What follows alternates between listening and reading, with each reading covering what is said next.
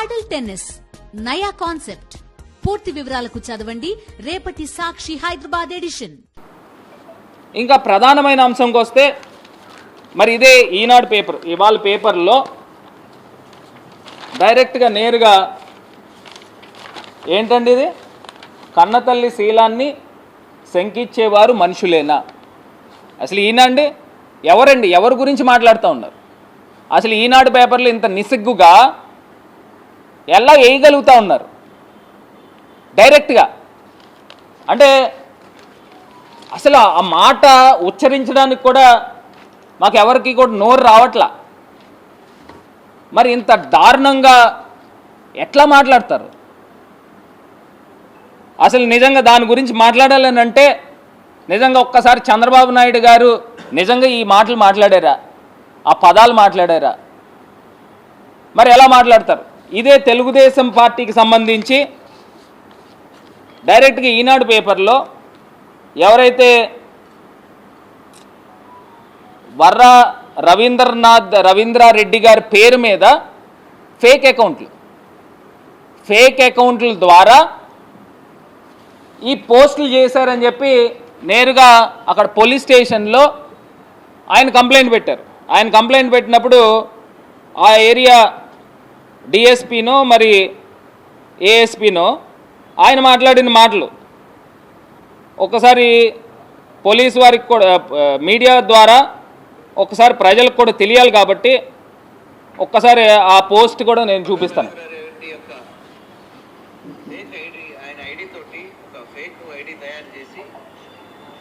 YS Sharmila గారి అట్లాగే YS Sunitha గారి మీద అబ్యూజ్ చేస్తూ సోషల్ మీడియాలో పోస్టులు పెట్టడం జరిగింది. సో అది చూసినటువంటి రవీంద్రారెడ్డి లోకల్ పోలీస్ స్టేషన్లో ఫిర్యాదు చేయడం జరిగింది. 3వ తారీఖు నాడు కేసు నమోదు చేసి ఈ అబ్యూజ్ చేసినటువంటిది సోషల్ మీడియాలో వైరల్గా మారి అది అనేక తప్పిదాలకు దారితీస్తుండగా దీన్ని ప్రతిష్టాత్మకంగా తీసుకొని, అంటే దీనికి అర్థం ఏంటండి? ఎవరైతే కారకులు ఈ కారకుడైనటువంటి నేను అది కూడా చెప్తానండి. అంటే ఇది ఏ రకంగా ఉందనంటే ఒక ఫేక్ ఐడీలను క్రియేట్ చేయడం, అంటే ఇవన్నీ కూడా ఏంటంటే వెన్నతో పెట్టిన విద్య కిందన తయారైపోయింది. అంటే ఒకళ్ళ పేరు మీద ఒక ఐడీలు క్రియేట్ చేయడము, క్రియేట్ చేసిన తర్వాత ఆ ఐడీల ద్వారా ఒక బోగస్ ఒక గ్లోబస్ ప్రచారం చేయడం. అంటే ఈ రకంగా ప్రచారం చేసి మనుషుల యొక్క వ్యక్తిత్వాలని, మనుషుల యొక్క క్యారెక్టర్ని ఈ రకంగా అసాసినేట్ చేస్తారా అని అడుగుతా ఉన్నా. అసలు ఎవరైనా కానీ కన్న తల్లి పైన ఎవరైనా నిందలు వేసుకుంటారండి? ఇంత దారుణంగా మరి మాట్లాడే వ్యక్తుల్ని ఏమనాలా అని అడుగుతా ఉన్నా. మరి ఇంత దారుణంగానా? నిజంగా ఒక్కసారి వారు కూడా ఆలోచన చేయాలి. ఎందుకు చేస్తారండి? అసలు జగనన్న నోట్లోంచి ఇంకా మనం అందరం కూడా అమ్మ అని పిలుస్తాము, ఆయన తల్లిగారు అనే పదం మాట్లాడతారు, విజయమ్మ గారు అనే పదం మాట్లాడతారు. ఆయన ఇచ్చే గౌరవము, ఆయన చెల్లికి కానీ తల్లికి కానీ ఇచ్చే గౌరవం. ఆయన షర్మిల గారిని కూడా షర్మిలమ్మ అని పిలుస్తాడు, విజయమ్మ అని పిలుస్తారు. అది ఆయన తాలూకా ఇచ్చే గౌరవం. జనరల్గా ఆయన బ్రదర్ కింద అన్న కింద ఉన్నప్పుడు పేరు పెట్టి పిలవచ్చు చెల్లెల్ని, కానీ ఆయన షర్మిలమ్మనే పిలుస్తాడు. మా దగ్గర ఎప్పుడైనా టాపిక్ వచ్చినా లేకపోతే గతంలో ఎప్పుడు మేము మాట్లాడినా ఆయన వాడే పదం అది, ఆయన ఇచ్చే గౌరవం అది. మనం జనరల్గా మేము ఇంట్లో మా చెల్లిని పేరెట్టే పిలిచేస్తాం, కానీ జగనన్న అట్లా కాదు. అమ్మ అని దానికి వెనకాతల దాని వెనకాతల ఆ పదం చేర్చి మరి జగనన్న మాట్లాడతాడు. అది ఆయనకున్న విజ్ఞత. ఒక్కసారి రాష్ట్ర ప్రజలు కూడా ఒకసారి ఆలోచన చేయండి, రాష్ట్ర ప్రజలు కూడా ఒకసారి గమనించండి. అంటే ఈనాడులో హెడ్లైన్స్లో నేరుగా ఆ రకంగా పదాలు వాడచ్చా అని అడుగుతా ఉన్నా. అంటే చంద్రబాబు నాయుడు గారు నోట్లోంచి వచ్చిన పదాలు అవి మరి ఏ రకంగా మాట్లాడతారు? అంటే రాష్ట్ర ప్రజలకి ఈ రకమైన గ్లోబస్ ప్రచారం చేస్తూ ఉన్నారా అని అడుగుతా ఉన్నా. ఇప్పుడు నేను ఇందాక చెప్పాను ఒకటే సామెత, అంటే మీరు మాట్లాడితే అన్నీ కరెక్ట్, పక్కనోళ్ళు ఏదన్నా మాట్లాడితే అది పెద్ద అన్యాయం జరిగినట్టు భూతద్దంలో పెట్టి చూపిస్తారా అని అడుగుతా ఉన్నా. అంటే మీరు తీసుకొచ్చే స్మార్ట్ మీటర్లు వచ్చేసాయి అని చెప్తున్నారు, అంటే రైతులకి ఏదో మేలు జరిగిపోతున్నాయో అని చెప్తా ఉన్నారు. గతంలో అదే జగనన్న ప్రభుత్వంలో స్మార్ట్ మీటర్లు వస్తే రైతుల మెడలకి ఉరితాళ్ళు వేస్తున్నారని చెప్పారు. అంటే ఎంత వ్యత్యాసం ఉందండి, ఇంత వ్యత్యాసం ఉంది. ఒక్కసారి ఈ అన్ని అంశాలు కూడా ఒక్కసారి మళ్ళీ ప్రజల్ని ఆలోచన చేయమని కోరుతా ఉన్నా.